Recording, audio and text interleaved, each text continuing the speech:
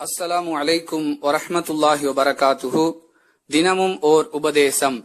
மகரிப் தொழுகையின் நேரம் சூரியன் மறைந்ததிலிருந்து செவ்வானம் மறையும் வரை உண்டு என்று ரசூலுல்லாஹி ஸல்லல்லாஹு அலைஹி வஸல்லம் அவர்கள் கூறினார்கள். அறிவிப்பவர் அப்துல்லாஹ் இப்னு அம்ர் ரலியல்லாஹு அன்ஹு. நூல் முஸ்லிம், ஹதீஸ் எண் 1076. அன்பிற்குரிய அல்லாஹுவின் நல்லடியார்களே, மற்ற தொழுகைகளுக்கு வரையறை செய்து தந்தது போன்றே மகரிபு தொழுகைக்கான ஆரம்ப நேரம் மற்றும் முடிவு நேரம் தொடர்பான விளக்கமாக இந்த உபதேசம் அமைந்திருக்கிறது. எனவே தொழுகையை தாமதப்படுத்துதல் என்பது நிச்சயமாக தவிர்க்கப்பட வேண்டிய ஒன்று.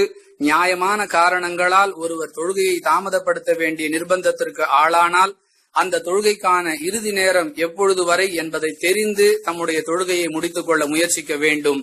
அல்லாஹ் உதவி செய்வானாக. வாஹிர் தவானா அனில் ஹம்துலில்லாஹி ரப்பில் ஆலமீன். அஸ்ஸலாமு அலைக்கும் வரஹ்மத்துல்லாஹி வபரகாத்துஹு.